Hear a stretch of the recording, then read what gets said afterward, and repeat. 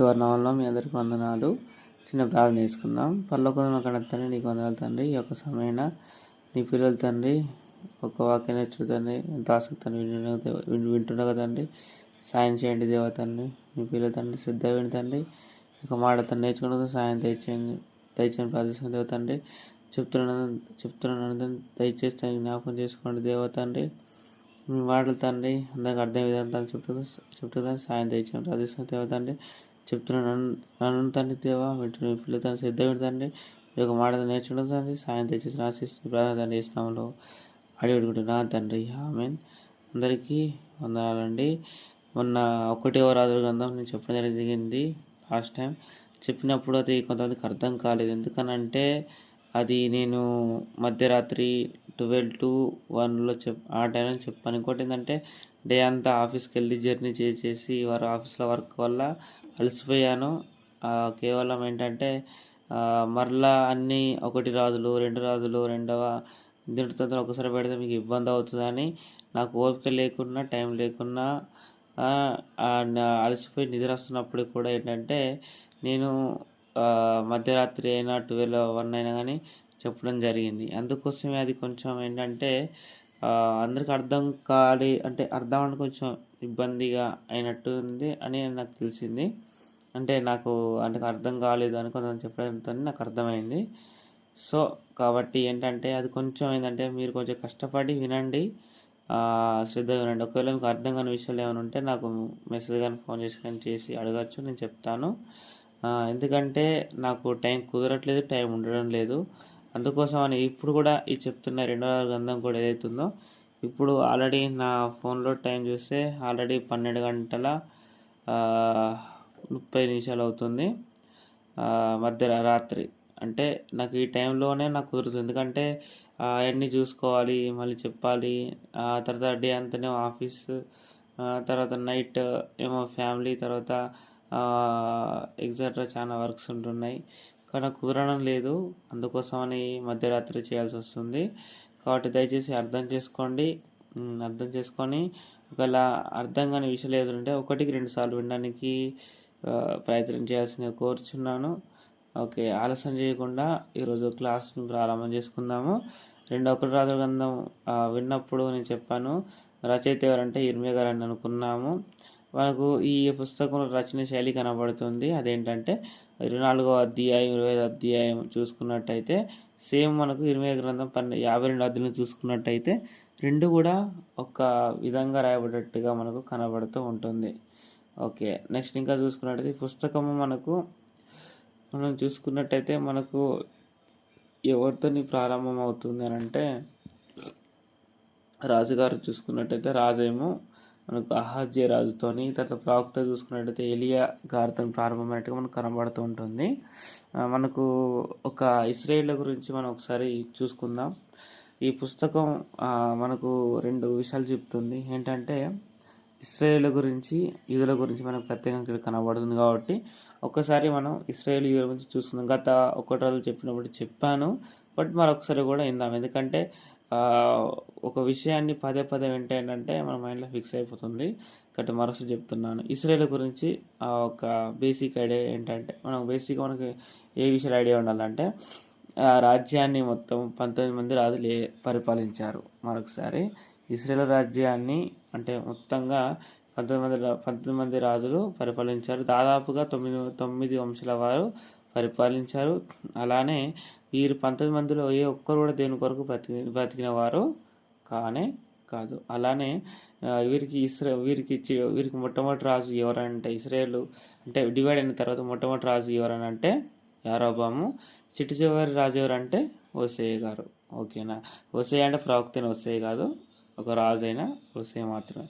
Next యూదుల గురించి చూసుకున్నట్టయితే వీరికి కంప్లీట్గా యూదులకు వచ్చేసి 20 మంది రాజులు కనబడతారు. దాంట్లో 8 మంది మాత్రం దేవుని కొరకు బ్రతికినవారు కనబడతారు. తర్వాత వీరిని చెరకు తీసుకెళ్ళింది ఎవరంటే చివరిగా సిద్కియా గారు తీసుకెళ్ళడం జరుగుతుంది. తర్వాత ఇంకా చూసుకున్నట్టయితే ఇశ్రాయేల్ రాజ్యము చెరకు వెళ్ళిన తర్వాత సుమారుగా 130 నుంచి 150 సంవత్సరాలు వరకు యూద రాజ్యం నిలిచినట్టు మనకు కనబడుతూ ఉంటుంది. ఓకే, ఇది మాత్రం ఖచ్చితంగా గుర్తుంచుకోండి. బేసిక్ ఐడియాస్ అందరికీ ఐడియా ఉండాలి. తర్వాత ఈ గ్రంథంలో కనబడే ప్రధాన అంశాలు ఏంటంటే, రెండుగా విడిపోయిన రాజ్యాలు అంటే ఇశ్రాయేలీయులు అలానే యూదులు రెండుగా విడిపోయిన ఈ రాజ్యాలు ఎలా పతనమయ్యాయి, అలానే వీరు ఎలా చెరకు వెళ్ళారు. మరొకసారి, విడిపోయిన రెండు రాజ్యాలుగా ఉన్న ఇశ్రాయేలు యూదులు ఎలా పతనం అయ్యారు, తర్వాత ఎలా చెరకు వెళ్ళారు. ఇది మనకు ప్రధానంగా కనబడే విషయం. ఈ గ్రంథంలో రెండు గ్రంథంలో ప్రధానంగా కనబడుతుంది. ఈ పుస్తకంలో ఇంకా ప్రధానంగా కనిపించే ప్రవక్తలు అంటే, ఈ పుస్తకంలో అనేక మంది ప్రవక్తలు కనబడతారు. చాలా మంది ప్రవక్తలు కనబడ్డప్పుడు కూడా ఈ పుస్తకంలో మనకు ఎలీషా గారు ప్రధానంగా మనకు కనబడతారు. ప్రవక్త విషయంలో 1వ గ్రంథంలో ఎలీయా గారు మనకు ప్రధానంగా కనబడతారు. అయితే మనకి ఈ పుస్తకానికి అటాచ్మెంట్గా ఉన్న ప్రవక్తలు ఎంతమంది అంటే, నేను ఒక క్లాస్ చెప్పాను లాస్ట్ ఇయర్ ఓల్డ్ టెస్ట్ నుంచి మాడుతూ ఏసాయ గ్రంథం అంటూ మలాకి ఆ విషయం మాడుతున్నప్పుడు ఏం జరిగిందనంటే, వాళ్ళు అది ఏ కాలం చెందని చెప్పాను. అలానే ఇంకో క్లాసు కూడా చెప్పడం జరిగింది. ఏంటంటే అది మనకు సరే క్షమించండి, అదే క్లాస్ ఏసాయ టు మలాకి వరకు చూసుకున్నట్టయితే దాంట్లో మొత్తం పుస్తకాలని డివైడ్ చేస్తున్నప్పుడు 2వ రాజుల గ్రంథంలో భాగమైన పుస్తకాలు అని, 2వ రాజుల గ్రంథంలో భాగం కాని పుస్తకాలని డివైడ్ చేసి చెప్పడం జరిగింది. 2వ రాజుల గ్రంథంలో భాగమైన పుస్తకాలు, తర్వాత రెండో రాజుల గ్రంథం తర్వాత రాయబడ్డ గ్రంథాలని 2 భాగాలుగా ఏసాయ గ్రంథం నుంచి మలాకి గ్రంథం చెప్పినప్పుడు నేను చెప్పడం జరిగింది. అది నేను డిస్క్రిప్షన్లో లింక్ ఇస్తాను, వినేవారు ఉంటే వినండి, ఎందుకంటే ఇంకా చాలా క్లియర్గా ఉంటుంది. అయితే ఈ రెండో రాజుల గ్రంథానికి అటాచ్ అంటే ఆ కాలంలో ఉన్న ప్రవక్తలు ఎవరనంటే, ఒకటి యెషయా గారు, సెకండ్ ఇర్మియా, థర్డ్ మీకా, ఫోర్త్ నహూము, 5th యోనా, 6th జెఫన్యా, 7th ఓబద్యా, 8th ఆమోసు, 9th హోషేయ, 10th ఇర్మియా, 11th యెహెజ్కేలు. అయితే ఈ ఇర్మియా యెహెజ్కేలు ఏంటంటే వీరిద్దరు మాత్రం చెరలోనికి వెళ్ళిన తర్వాత కనబడుతూ ఉంటారు. ఇదే విషయాన్ని అప్పుడు కూడా చెప్పాను, ఏసాయ టు మలాకి చెప్పిన కూడా చెప్పాను, మరొకసారి కూడా చెప్తున్నాను. ఒకవేళ ప్రవక్తల పేరు మీరు నోట్ చేసుకున్నట్టయితే ఒకసారి మీకు బ్యాక్ రివైండ్ చేసుకొని కూడా ఒకసారి విని రాసుకోండి. ఇది చాలా ఇంపార్టెంట్ క్వశ్చన్, అంటే చాలా ఇంపార్టెంట్ వర్డ్స్. ఏది 2వ రాజు గ్రంథం రాయబడ్డప్పుడు దానికి ఆ కాలానికి సంబంధించిన ప్రవక్తలు అంటే వీళ్ళందరూ కూడా. ఓకేనా. నెక్స్ట్ ప్రధానమైన విభజన. దీనికి విభజన ఏంటంటే, ప్రధానంగా దీన్ని ఎలా విడగొట్టుకోవచ్చు అంటే 1 నుంచి 17 అధ్యాయం వరకు, 1 నుంచి 17 అధ్యాయం వరకు విషయం ఏం కనబడుతుంది. దీనిలో ఇశ్రాయేలు రాజ్యం ఎలా చెరలోకి వెళ్ళింది, ఇది మొదటి 17 అధ్యాయంలో కనబడుతుంది. నెక్స్ట్ 18 నుంచి 25 వరకు ఏంటంటే, నిలిచిన యూదా రాజ్యము ఎలా చెరలోనికి వెళ్ళింది. మరొకసారి, ఇప్పుడు మనకు ఇశ్రాయేలు రాజ్యము చెరలోకి వెళ్ళిపోయిన తర్వాత 130 నుంచి 150 సంవత్సరాలు నిలబడని చెప్పుకున్నాం కదా. అయితే అలా నిలిచిన యూదా రాజ్యము ఎలా చెరలోనికి వెళ్ళింది, ఇదే 18 నుంచి 25. ఓకేనా. 1 నుంచి 17 ఇశ్రాయేలు రాజ్యం ఎలా చెరలోకి వెళ్ళింది, 18 నుంచి 25 నిలిచిన యూదా రాజ్యం ఎలా చెరలోనికి వెళ్ళింది. ఇది విభజన. నెక్స్ట్ ప్రధానమైన అధ్యాయం ఏంటంటే, 17వ అధ్యాయం. ఎందుకనంటే అస్సీరియులు సోమ్రోను మీదకి రావడం, ఇశ్రాయేలీయులు చెరలోనికి వెళ్ళడం, అలానే ఈ యొక్క అస్సీరియులని దేవుడు ఎందుకు రేపాడు అంటే, వారిని ఎందుకు రేపాడు అనే విషయం మనకి ఇంకా ఇక్కడ కనబడుతుంటుంది. ఇంకా మనం చూసుకున్నట్టయితే 1వ రాజుల గ్రంథం ఇంకా మనం ముందుకెళ్ళినట్టయితే, 1వ రాజుల గ్రంథం ఎవరితో ప్రారంభమవుతుంది అని అంటే సొలొమోను గారితో ప్రారంభమవుతుంది అని మనం గత 1వ రాజుల గ్రంథం చెప్పుకున్నాము. అయితే ఈ 1వ రాజుల గ్రంథం సొలొమోను గారి కాలం ఏదని చెప్పుకున్నాము, క్రీస్తుపూర్వం 970 అని చెప్పుకున్నాము. అయితే ఈ 2వ రాజుల గ్రంథము దేనితో ముగింపు అవుతుంది అని అంటే, ఏం చెప్పుకున్నాం ప్రధాన విభజనలో అని అంటే, యూదరాజ్యం నిలిచిన యూదరాజ్యం ఎలా చెరువులోకి వెళ్ళిందని చెప్పుకున్నాం కదా. చెరువులోకి వెళ్ళిపోవడం అంటే నెబుకద్నెజర్ దాడి చేయడం, లాస్ట్ ఫైనల్గా నెబుకద్నెజర్ వచ్చి దాడి చేయడం, యెరూషలేము పతనం అవ్వడం అనేది మనకు కనబడుతూ ఉంటుంది. అది ఎప్పుడు అని అంటే క్రీస్తుపూర్వం 586. మరొకసారి, నెబుకద్నెజర్ చివరి దాడి, అలా యెరూషలేము పతనం ఎప్పుడంటే క్రీస్తుపూర్వం 586. అంటే సుమారుగా 1వ రాజుల గ్రంథము చూసుకున్నట్లయితే క్రీస్తుపూర్వం 970 సొలొమోను గారి కాలము, తర్వాత ఇది నెబుకద్నెజర్ దాడి అంటే రెండవ గ్రంథం ముగింపు. నెబుకద్నెజర్ దాడి ఎప్పుడంటే క్రీస్తుపూర్వం 586 అంటే దాదాపుగా అంటే ఒక 16 సంవత్సరాలు తక్కువ కానీ దాదాపు సుమారుగా ఒక 400 సంవత్సరాల చరిత్ర మనకి రెండు రాజుల గ్రంథాల్లో మనకు కనబడుతూ ఉంటుంది. ఇది మనకు ప్రధానమైన అధ్యాయం, అలానే ప్రధానమైన విషయాలు, ప్రధానమైన ఒక ప్రవక్తలు, తర్వాత ప్రధానంగా కనిపించే విషయాలు. ఓకేనా. నెక్స్ట్ ఇంకా ఆలస్యం చేయకుండా ఇంకా అధ్యాయంలోని విషయానికి వెళ్ళిపోదాము. క్లాస్ అనేది నేను లెంత్ చేయదలుచుకోలేదు, ఎందుకంటే ఒక రోజు కన్నా చాలా లెంత్ అయిపోయింది. ఇప్పుడు ఈ క్లాస్ అని అంత లెంత్ కావద్దని నేను చాలా విషయాలు నేను స్కిప్ చేస్తూ ఓన్లీ ఇంపార్టెంట్ విషయాలు మాత్రం చెప్తున్నాను. అది కూడా చాలా షార్ట్కట్లో చెప్తున్నాను, ఏది పెద్దగా ల్యాగ్ చేయకుండా. ఓకేనా. ఓన్లీ ఏంటంటే ఇంపార్టెంట్ విషయాలు చాలా ఇంపార్టెంట్. తర్వాత ఇంకొకటి ఏంటంటే ప్రతిదానికి చాలా ఎక్కువగా వివరణ ఇవ్వకుండా చాలా తక్కువ వివరణ చేసుకుంటూ వెళ్తున్నాను. ఓకేనా. అయితే ఇంకా కూడా చాలా విషయాలు రెండో రాజుల గ్రంథానికి, బట్ ఏంటంటే ఇంపార్టెంట్ విషయాలు మాత్రం చెప్పాను. తర్వాత అధ్యయన విషయాలు కూడా చూసుకున్నట్టయితే ఓన్లీ మీద చాలా మీద అంటే చిన్నగా చెప్తాను, అంటే చాలా ఎక్స్ప్లెనేషన్ ఏమి ఇవ్వను. కాబట్టి జస్ట్ చెప్తాను అంతే, అంటే ఏముందని చెప్తాను అంతే. తర్వాత మీరు అవన్నీ రాసుకొని ఈ అధ్యాయం ఇది ఉందా అని మీరు ఏం చేస్తారంటే ఒకసారి చదువుకోండి, మీరు చాలా బాగా అర్థమవుతుంది. నేను ఈ అధ్యాయం విషయం అనగానే ఏంటంటే నేను ఒక పాయింట్ ఇస్తాను, ఏది ఈ పాయింట్స్ అని నేను చెప్తాను, అంటే ఇందులో ఇది ఉంటుంది అని చెప్తాను అంతే. కానీ ఏంటంటే మీరు మరలా చదువుకుంటూ దాంట్లో మీకు ఏం అర్థమైందో రాసుకోండి కంపల్సరీ. అలా రాసుకున్నప్పుడు మీకు చాలా బాగా అర్థమవుతుంది. అంటే అందులో చదువుకుంటూ రాయడం కాదు, మీ అధ్యాయం మొత్తం చదవండి. అధ్యాయం మొత్తం చదివిన తర్వాత అధ్యాయం మొత్తం మీకు ఏం అర్థమైందో ఒక బుక్ పైన రాసుకోవాలి. అప్పుడే మీకు చాలా బాగా అర్థమవుతుంది. ఏదో మీకంటే ఏదో ఎక్కువ తెలియడం అంటే ఏమి ఉండదు. ఏంటంటే కొన్ని విషయాల్లో మేము ఏం చేస్తామంటే కొన్ని విషయాలు అంటే టిప్స్, అంటే ఎలా అయితే మీరు గుర్తుంచుకోవడానికి ఎలా అయితే గుర్తుంచుకునే కొన్ని విషయాలు మేము అంటే తెలుసుకొని చేస్తాం కాబట్టి మాకు కొంచెం ఏంటంటే గుర్తుంటాయి, అంతేమీ చేయలేదు. ప్రతి అధ్యాయంలో ఏముంటుందని మీరు ఏం చేయాలంటే రాసుకోండి. అంటే సెల్ఫ్గా మీరు ఎలా ప్రిపేర్ అవ్వాలంటే అధ్యాయం చదువుతూ అధ్యాయంలో ఏముంది, మీకేం అర్థమైంది, అధ్యాయంలో ఏముందనే దానికంటే మీకేం అర్థమైంది అధ్యాయంలో అనేది విషయాన్ని ఇంపార్టెన్స్ ఇవ్వండి. ఓకేనా. నెక్స్ట్ అధ్యాయంలోని విషయానికి వెళ్ళిపోయినట్టయితే 1వ అధ్యాయము అలానే 2వ అధ్యాయంలో చూసుకున్నట్టయితే ఎలియా గారి వ్యక్తిత్వం కనబడుతుంది.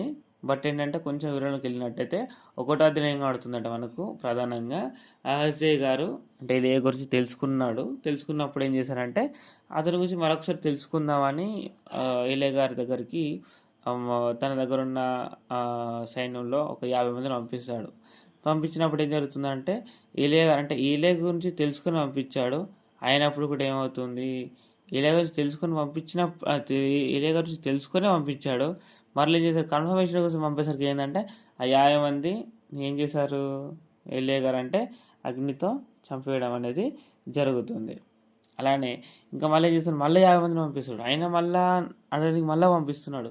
పంపించడానికి మళ్ళీ కూడా ఒక చనిపోతారు, అంటే దాదాపు 100 మంది చనిపోయారు. అంటే తెలిసి కూడా అంటే ఏలియా గారి గురించి తెలిసినప్పటికి కూడా మరలా కన్ఫర్మేషన్ అంటే అపనమ్మిక వల్ల ఏమవుతుందంటే ఇక్కడ మరణం అనేది ఇక్కడ ఏర్పడుతుంది, 100 మందికి ఇక్కడ ఏర్పడుతుంది. అలానే ఒక మాట చూసుకున్నది 1:16 చూసుకున్నట్టయితే అతడు వచ్చి రాజును చూసి విచారణ చేయటకు ఇశ్రాయేలు వారి మధ్య దేవుడన్న వాడు లేడనుకొని నీవు ఎక్రోను దేవతకు బయల్జెబూల్ నొద్ద విచారణ చేయడానికి దూతలను పంపితే నీవు ఎక్కిన మంచం దిగి రాకుండా నిశ్చయంగా నీవు మరణం అవుదని చెప్పారు. అంటే ఇలాంటి అపనమ్మకం వలన ఏం జరుగుతుందంటే ఇంకా కూడా ఇవన్నీ ఇలా జరిగేసరికి అంటే అపనమ్మకం వలన దాదాపు 100 మంది చచ్చిపోయారు.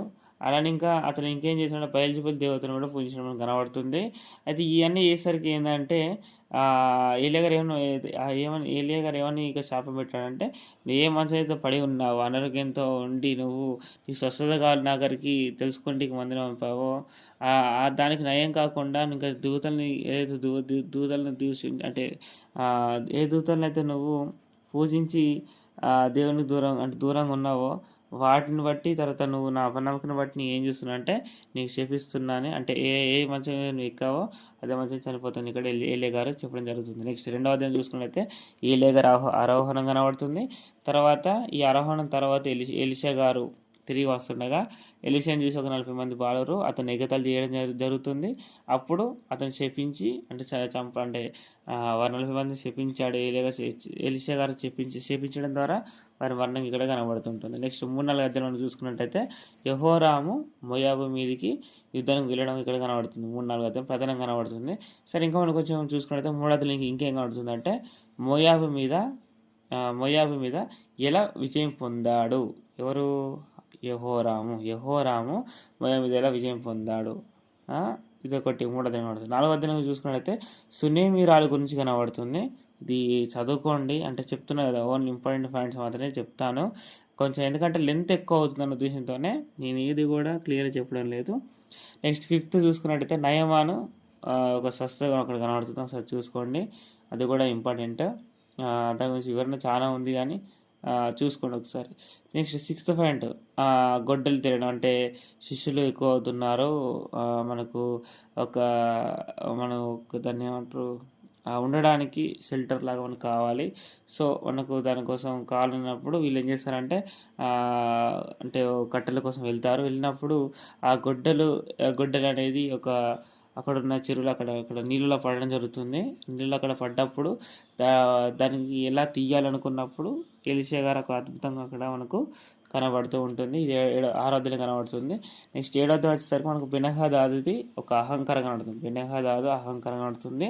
భయంకరమైన కరువు రావడం జరుగుతుంది, చాలా అంటే చాలా భయంకరం అయిన కరువు కనబడుతుంది. అదే టైంలో లాక్డౌన్ ఒక కనబడుతుంది. ఇప్పుడు మనం లాక్డౌన్ కరోనా వేళ చూసినప్పుడు ఏం జరిగింది, మనకు ఆ కరోనాలో ఒక టైం ఇచ్చారు, అంటే ఈ టైం నుంచి తిరగచ్చు బయటికి అన్నట్టుగా ఉంది. కానీ ఆ రోజు ఎట్లా ఇచ్చారంటే ఎక్కడున్నావు అక్కడనే ఉండాలి, నీకు టైం అంటూ ఏం లేదు, అంటే బయటికి వెళ్ళడానికి లోపల ఉండాలి, బయటికి రావడం లేదు, బయట ఉండాలి, బయట లోపలికి రావడానికి లేదు, అంటే అంత భయంకరమైన లాక్డౌన్ అనేది ఆ రోజున పెట్టడం జరిగింది. ఇది మనకు 7వ అధ్యాయం. ఇంకా క్లియర్గా కావాలంటే చదవండి, ఇంకా చాలా బాగుంటుంది, ఈ విషయం చాలా బాగుంటుంది. నెక్స్ట్ 8th హజయేలు రాజు అవ్వడం అనేది మనకు ప్రధానంగా కనబడుతుంది. ఎలీషా గారు కన్నీరు ఇక్కడ కనబడుతుంది, ఎలీషా గారు ఇక్కడ కన్నీరు కార్చం కనబడుతుంది. ఎందుకంటే అజహేలు రాజు అయ్యాడు కదా, అతను ఇస్రాయేల్ని ఎలా శ్రమ పెట్టాడు అన్న విషయం ఇక్కడ మనకు కనబడుతూ ఉంటుంది. ఇంతకీ అజహేలు దేనికి రాజు అనేది కూడా ఒకసారి చూసుకోండి ఒకసారి. మరి ఇస్రాయేల్ అందరిని ఎలా ఆయన ఆయన ఎలా శ్రమ పెట్టడం అనే విషయం ఇక్కడ, దాన్ని బట్టి ఎలీషా గారు ఇక్కడ మనకు కన్నీరు కార్చడం అనేది ఇక్కడ జరుగుతూ ఉంటుంది. ఈయన ఎవరు, సిరియా రాజు మనకు 8 మనకు కనబడుతూ ఉంటుంది. ఓకే, నెక్స్ట్ ఇంకా 9-10 చూసుకున్నట్టయితే యెహూ గురించి మనకు కనబడుతుంటుంది. ఇది చాలా అంటే చాలా బాగుంటుంది యెహూ గురించి, ఇది ఖచ్చితంగా చదవండి. యెహోరాముని అలానే అహజ్యను యెహూ చంపడం జరుగుతుంది. ఇంకా ఈ విషయం తెలుసుకున్న యెజెబెల్ ఏం చేస్తుందంటే వెంటనే వేషం మార్చుకొని పారిపోవడం జరుగుతుంది. తర్వాత నాబోతు గారి రక్తం ఒకటి చిందించినందుకు ప్రవచనం ఒకటి పెట్టారు, అంటే కుక్కలు నాబోతు రక్తం ఎలా అయితే నాకినాయో అలానే ఆహాబు యెజెబెల్ రక్తాన్ని కూడా నాకుతాను అక్కడ మాట కనబడుతుంది, అది ఇక్కడ నెరవేరడం జరుగుతుంది ఇక్కడ. తర్వాత అయితే ఇంకొక విషయం ఏంటంటే అహాబ్ అయినా కొన్నిసార్లు దేనికి భయపడడం కానీ యెజెబెల్ ఎక్కడ దేనికి భయపడటం మనకు కనబడదు. ఇది మనకు 9-10 అంటే నాబోతు రక్తం ఎలా అయితే అక్కడ జరిగిన ప్రవచనం అవుతుందో, అక్కడ నాబోతు రక్తం గురించి ఎలా అయితే ప్రవచనం జరిగిందో అది ఇక్కడ నెరవేర్పు ఇక్కడ మనకు కనబడుతుంది 9-10. అలానే యెహూ గురించి ప్రధానంగా కనబడుతుంది, చాలా ఇంపార్టెంట్ ఇవి. తర్వాత 11-12 అంటే దీని నుంచి ఒక ఆత్మీయ విషయం ఏంటంటే దేవునికి భయపడాలి ఖచ్చితంగా, లేదంటే ఏ రోజుకైనా దేవుడు విడిచిపెట్టాడు. ఆ రోజు నాబోతు ఆ రోజు చేసిన తప్పుని బట్టి ఇక్కడ వారికి నెరవేర్చడం అనేది జరుగుతుంది, అంటే నీ తప్పును బట్టి దేవుడు ఒకరోజు ఖచ్చితంగా తీర్పు తీస్తాడు. ఓకే, నెక్స్ట్ 11th-12 చూసుకున్నట్టయితే అహజ్యా చనిపోయిన విషయము అతని తల్లి అయిన అతల్లి తెలుసుకొని యూదా రాజవంశులందరినీ కూడా చంపడం జరుగుతుంది. అయితే అయితే రాణిగా సింహాసనం కూడా అధిష్ఠిస్తుంది ఎవరు, అతల్య. తర్వాత ఇంకా చూసుకున్నట్టయితే యెహోరాము సోదరి అయిన యెహోషేవ ఏం చేస్తా యెహోషేవ భర్త అయిన యెహోయాదా ఏం చేశారంటే ఒక రాజవంశకుడిని అంటే చిన్న వాళ్ళని తప్పిస్తుంది. అంటే ఆ మరణం తప్పించినప్పుడు ఏం చేశారంటే ఆ చిన్నవాని పేరు ఇంతకు ఏంటంటే యెహోయాసు. ఆ యెహోయాసుకి 7 సంవత్సరాల వయసు రాగానే అతను రాజు చేయడం జరుగుతుంది. తర్వాత అతల్య అసలు ఇంకొక విషయం ఏంటంటే ఈ అతల్య పరిపాలన వల్ల అందరూ కూడా విసిగిపోవడం అనేది జరుగుతుంది. అయితే ఈ యెహోయాసు బాగానే ఉంటాడు, చాలా బాగుంటాడు రాజ్య పరిపాలన విషయంలో. కానీ ఒక ఆయన చేసిన పెద్ద తప్పు ఏంటంటే ఈ యొక్క జకర్యా గారిని చంపడం అనేది, అక్కడ చంపించడం అనేది అక్కడ మనకు కనబడుతుంది. నెక్స్ట్ 13వ అధ్యాయం వచ్చేసరికి మనకు ఎలీషా గారి మరణం మనకు కనబడుతుంది. భయంకరమైన విషయం ఇక్కడ మనకు కనబడుతుంది. ఎలీషా గారి మరణం ఇక్కడ మనకు కనబడుతుంది. నెక్స్ట్ 14th చూసుకున్నట్టయితే అజర్యా రాజు అవడం మనకు కనబడుతుంది ప్రధానంగా. అయితే ఒక మాట చదువుకున్నట్టయితే 14:25 ఇదే 14:25లో చూసుకున్నట్టయితే కత్సే పేరు ఊరివాడైన అమిత్తాయికి పుట్టిన తన సేవకుడైన యోనాను ప్రవక్త ద్వారా ఇశ్రాయేల్ దేవుడు యెహోవా సెలవిచ్చినాడు. అంటే ఇక్కడ ఎవరు కనబడుతున్నారు, యోనా గారు. ఏ యోనా అని అంటే ఇక్కడ మనకు యోనా గ్రంథం కనబడుతుంది కదా, అతనే ఇతను. అంటే ఇక్కడ కాలాన్ని బట్టి చూసుకున్నట్టు ఇక్కడ ఏమన్నా ఇక్కడ కత్సే పేరు ఊరివాడు అమితాయికి పుట్టిన, అమితాయి అక్కడ ఉంటుంది, యోనా ఒకటి ఉంటుంది, అమితాయికి పుట్టిన కుమారుడు ఒక మాట అక్కడ కనబడుతుంటుంది. అయితే ఈ కాలాలు చూసుకోవాలి కంపల్సరీ. అంటే ఎవరు ఏ కాలం చెందారనేది నేను గతం చెప్పాను కదా, ఒకసారి క్లాస్ వినండి కుదిరితే. అంటే ఏ పుస్తకం ఎందులో భాగము, ఆదికాండం నుంచి ఎస్తేరు వరకు ఒక భాగం చెప్పాను, యోబు నుంచి పరమగీతం ఒకటి, యేషయా నుంచి మళ్ళీ 3 భాగాలు చెప్పడం జరిగింది. అంటే ఏ పుస్తకం దేంతో పాటు చదువుకోవాలి, ఏది ఏ కాలం చెందిన ఒక విషయం చెప్పాను, అది వినండి. ఎందుకంటే ఇలాంటి సందర్భం ఇప్పుడు ఒక 2వ రోజు చదువుతున్నప్పుడు ఇలా యోన కనబడుతున్నాడు, ఇంకా ముందు చూసుకుంటే ఇంక యేషయా గారు కనబడతారు, ఇంక ఇర్మీయా గారు కనబడతారు, ఇవన్నీ ఇంతమంది కనబడుతున్నారు కదా. అయితే ఆ కాలాలు మనకు అర్థం కావాలి. ఇప్పుడు ఇక్కడ పరిమితం అవ్వగానే చదువుతున్న పుస్తకాలన్నీ కూడా ఏంటంటే యేషయా నుంచి మలాకి వరకు ఉన్న పుస్తకాలు అది ఎవరి కాలం చెందినవి కూడా తెలుసు ఖచ్చితంగా ఉండాలి. ఎందుకంటే అవన్నీ కూడా వీటిలో ముందు పుస్తకాలు బాగానే పుస్తకాలే. అయితే ఇక్కడ యోనా గారు కనబడుతున్నారు. అందుకే కాలాన్ని అంటే కొంత ఇచ్చట కొంత అచ్చట రాయబడింది బైబిల్. కాబట్టి ఆ కొంత ఇచ్చట కొంత అచ్చట ఉన్నప్పుడు మనం ఏం చేయాలంటే ఈ అన్నిటిని దగ్గర తీసుకొని చదివితే మనకి ఇంకా బాగా అర్థం. అందుకోసమనే ఇలాంటి క్లాసులు అని చెప్పడం జరుగుతుంది, కాలాలు చెప్పడం జరుగుతుంది, ప్రవక్తలు ఎవరు ఏ కాలం చెందినారనే విషయం కూడా చెప్పడం జరుగుతుంది. నెక్స్ట్ ఇంకా 15-16 చూసుకున్నట్టయితే 15వ అధ్యాయం 16వ అధ్యాయం చూసుకున్నట్టయితే ఉజ్జియా, అలానే జకర్యా, షల్లూము, మెనహాము, పెకాహియా, పెకాహు, యోతాము, ఆహాజు వీరి చరిత్ర మనకు కనబడుతుంది. అంటే ఇలా యూద రాజులు ఉన్నారు, ఇశ్రాయేల్ రాజులు ఉన్నారు, మిక్సింగ్. అంటే ఈ యొక్క రాజుల చరిత్ర మనకి ఈ 15వ అధ్యాయం 16వ అధ్యాయం మనకు కనబడుతుంది. మరొకసారి ఉజ్జియా, జకర్యా, షల్లూము, మెనహేము, పెకాహియా, పెకాహు, యోతాము, ఆహాజు వీరి చరిత్ర మనకు మొత్తం 15 పార్లు కనబడుతుంది. నెక్స్ట్ 17 చూసుకున్నట్టయితే ఇశ్రాయేల్ చివరి రాజైన హోషేయ గారి గురించి మనకి ఇక్కడ కనబడుతుంది. అలానే ప్రధాన అధ్యాయం అధ్యాయం ఏం చెప్పుకున్నాం, ఇక్కడ సోమ్రోను పతనం మనకి ఇక్కడ కనబడుతుంది. 17వ అధ్యాయం చూడండి. 17 ప్రధాన అధ్యయనం కాబట్టి నేను చదువుతున్నాను లేదా చదవబోతున్నాను. 17 చూసుకున్నట్టయితే యూదరాజైన ఆహాజు ఏలుబడిలో 12వ సంవత్సరం ఏలా కుమారుడైన హోషేయ అంటే ఇశ్రాయేల్ చివరి రాజు సోమ్రోనులో ఇశ్రాయేల్ ఆరంభించి 9వ సంవత్సరంలో ఏలాను. నెక్స్ట్ అతడు తన పూర్వీకులైన ఇశ్రాయేల్ చెడుతనం చేసిన ఇశ్రాయేలు రాజులు చెడుతనం చేసినంత మట్టుకు చేయకపోయిన యెహోవా దృష్టి చెడుతనమే జరిగించెను.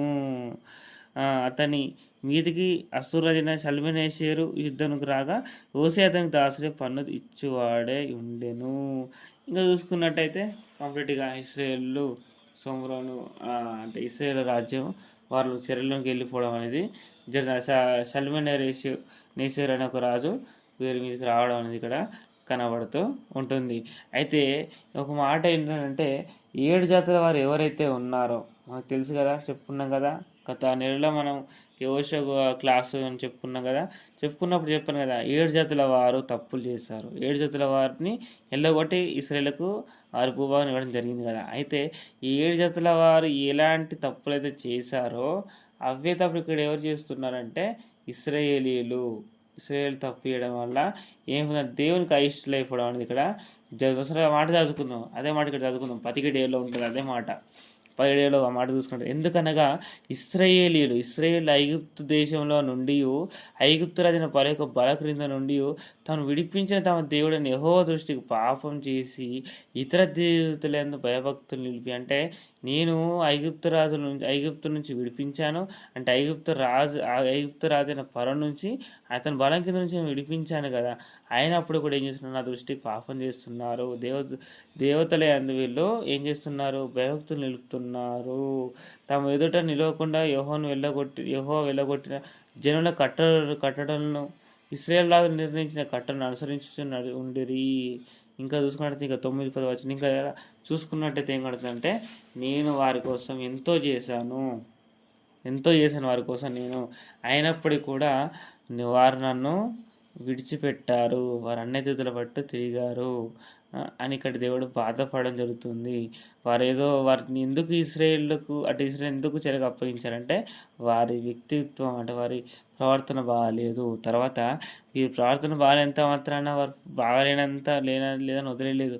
వీరి కోసం ఒక ఏలియాని, తర్వాత ఇంకా చూసుకున్నట్టయితే ఒక ప్రవక్తలు, ఇంకా చాలామంది ప్రవక్తలు అదే ఈ పుస్తకంలో కనబడి చూస్తే చాలామంది ఇశ్రాయేల్ గురించి ప్రవక్తలు కనబడతారు. ఎలీషా కావచ్చు, తర్వాత గాదు కావచ్చు, ఇలా ఎంతోమంది రాజులను కనబడుతూనే ఉంటారు. ఈ పుస్తకంలో ఎంతమంది ప్రవక్తలు కనబడుతూనే ఉంటారు.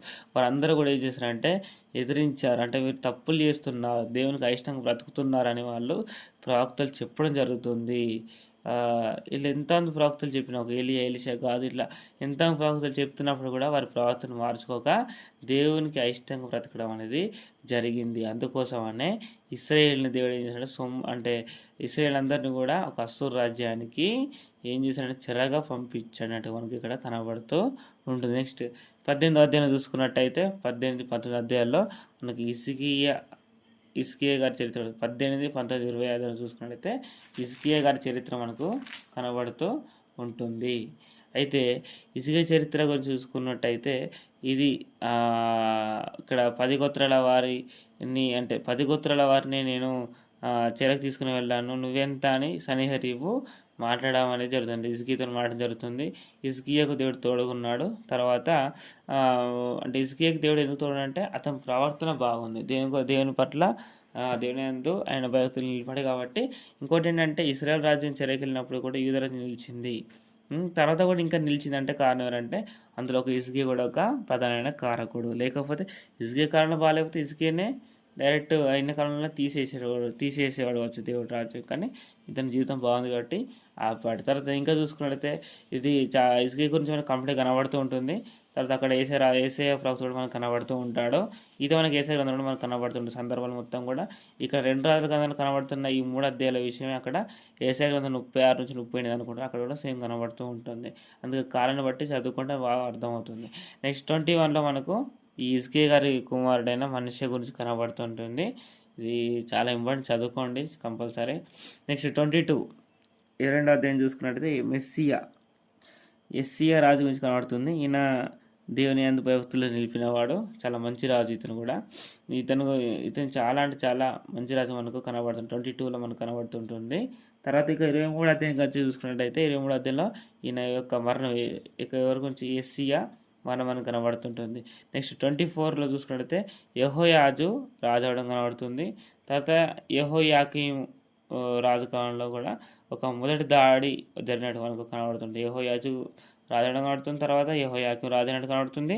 ఈ యెహోయాకీము కాలంలోనే మనకు ఒక మొదటి దాడి, అంటే బబులోని వాళ్ళు మొదటి దాడిగా చెరలోనికి తీసుకెళ్ళడము, అంటే మొదటి దాడి ఇక్కడ కనబడుతుంది. నెక్స్ట్ ఇంకా చూసుకున్నట్టయితే 25వ 25వ అధ్యాయం కూడా చూసుకున్నట్టయితే చివరి అధ్యాయం ఇది. 25వ అధ్యాయం చూసుకున్నట్టయితే ఒకసారి చూసుకుందాం. 25-27లో యూదరాజైన యెహోయాకీను చెరలో ఉంచబడిన 37వ సంవత్సరమున 12వ నెల 27వ దినమున బబులోను రాజైన ఎవిల్మెరోదకు తను ఏలనారంభించిన సంవత్సరం అందు బందిగృహం నుండి యూదరాజైన యెహోయాకీనును తెప్పించి, అంటే యెహోయాకీను కాలంలో కూడా ఏం జరుగుతుంది, నేను ఫస్ట్ ఏం చెప్పాను 24లో ఏం చెప్పాను, యెహోయాకీము కాలంలో మొదటి దాడి జరిగినట్టు మనకు కనబడని చెప్పాను. నెక్స్ట్ దీంట్లో అంటే యెహోయాకీన్ కాలంలో ఏం జరుగుతుందంటే మరలా వారిలో రెండో దాడి చేయడం అనేది మనకి ఇక్కడ కాబట్టి ఇంకొక మూడో దాడి కూడా ఉంటుంది. అది మనకు ముందు జరిగే పుస్తకాల్లో తెలుసుకుంటాం కావచ్చు. ఓకేనా, ఇది 2 దారులు మనకు కనబడడం జరుగుతుంది ఇక్కడ. ఓకే, ఇంతటితోని రాజుల గ్రంథము ముగిసింది. అన్నీ కూడా అంటే డెప్త్ కాకుండా మీది విషయాలు ఇంపార్టెంట్ విషయాలు మాత్రం చెప్పాను, ఎందుకంటే లెంత్ ఎక్కువ అవుతుంది. ప్రధానమైన విషయం అది మాత్రమే. కాబట్టి ఓకే, ఈ యొక్క 2 రాజుల గ్రంథం అర్థమని కోరుకుంటున్నాను. నేను తొందరలో రెండవ దినవృత్తాంతం కూడా చెప్తాను. ఓకే, అయితే దీంట్లో ఒక పాయింట్ గుర్తుంచుకోండి, ఆత్మీయత అనే విషయం. ఈ యొక్క పుస్తకం నుంచి ఏంటంటే ఒకప్పుడు ఇశ్రాయేలీలు యూదులు దేవుని కొరకు బ్రతికినారు, దేవుని అందు భయభక్తులు నిలిపారు. కానీ తర్వాత ఏం జరిగింది, చెరలోనికి వెళ్ళారు. కాబట్టి మనకు అంతా తెలుసు, దేవుని పట్ల నేను నమ్మకంగా ఉన్నాను, దేవుని పట్ల బ్రతుకుతున్నాను అని మనం కొన్ని చేసి వదిలేస్తే సరిపోదు. మన జీవితం అంతం వరకు కూడా దేవుని నిలబడి కొన్ని రోజులు చర్చికి వెళ్ళి అన్నీ చేసి మనం చాలా కష్టపడ్డప్పటికీ ఎంతో పని చేసినప్పుడు కూడా కుదరదు. మనం అంతవరకు సహించే వరకు మనము ఉండాలి. అంతవరకు సహించినప్పుడే మనం దేవుని కొరకు నిలబడిన వారం. కాబట్టి అంతవరకు సహించకుండా కొన్ని రోజులు కష్టపడాలంటే కుదరదు. ఇశ్రాయేలు యూదుల జీవితం చూసుకున్నట్టయితే మొదట్లో బాగున్నారు, కానీ రోజులు గడిచిన కొద్ది ఏమైంది, వారిలో ఆ భక్తి జీవితం పోయింది. కాబట్టి దేవుడు వారిని ఏం చేశాడనంటే చెరకు పంపించాడు, అన్ని దేశం వల్ల పంపించాడు. కాబట్టి ఇంకోటి ఏంటంటే భక్తుల ద్వారా ప్రవక్తలందరూ కూడా ప్రవక్తలందరినీ కూడా అందరూ పిలిపించి ఏం చేశారంటే మీరు తప్పు చేస్తున్నారని వారి ద్వారా హెచ్చరించాడు. ఆయన హెచ్చరించినప్పుడు కూడా వారు వినలేదు. మన జీవితంలో చూసుకున్నట్టయితే దేవుడు మనకు ఫస్ట్ అంటే మనం ఆయన కొరకు బ్రతుకుతున్నప్పుడు దేవుడు ఆయన కొరకు మనం బ్రతుకుతాం మొదటిగా. తర్వాత ఒక రోజున దేవుడి నుంచి వేరే వెళ్తున్నప్పుడు ఏంటంటే దేవునికి దూరంగా ఉంటున్నప్పుడు మనకు భక్తుల ద్వారా కావచ్చు ఏదో ఒక విధంగా దేవుడు హెచ్చరిస్తాడు. అప్పుడు మనకు వినే ఒక అవకాశం ఇస్తాడు. ఆయన దాన్ని ధృవీకరించి ఆయన మాట వినకపోతే ఏమవుతుందంటే ఇలానే వారిని చెరలోకి పంపాడు, మనల్ని చెర కాకుండా కంప్లీట్గా మనల్ని నరకంలో పడేస్తాడు. కాబట్టి ఈ విషయాన్ని గుర్తుంచుకోండి. ఎవరని ఏమి ఉండదు, మనం అంతవరకు సహించినప్పుడు మాత్రమే అంతవరకు సహించిన వాడు రక్షించబడును. మన జీవితం కూడా ఒక ఇశ్రాయేలు యూదుల జీవితం ఎలా అయితే కనబడుతుందో అలా మన జీవితం కూడా ఒక అంతవరకు వయసుపడేవారు మన జీవితం అనేది ఖచ్చితంగా ఉండాలి. కాబట్టి ఈ విషయాలు అర్థం కోరుకుంటున్నాను. ఓకేనా, అందరికీ వందనాలు. నెక్స్ట్ రెండవ దినవృత్తాంతం సాధ్యమైనంత తొందర పెడతాను. అందరూ కూడా ఈ పుస్తకాన్ని 1 రాజు 2 రాజుల గ్రంథాన్ని చెప్తున్న ప్రతి విషయాన్ని బుక్లో రాసుకుంటూ పదే చూసుకుంటుండండి. తర్వాత ఆ 2 పుస్తకాలు చాలా అంటే చాలా పర్ఫెక్ట్గా చదివి మీకు ఏమర్థమవుతుందో ప్రతి ఒక్క విషయాన్ని కూడా రాసుకోండి. కాంపిటీషన్ చాలా ఎక్కువ ఉంది. కాబట్టి అందరూ కూడా ఆల్ ద బెస్ట్.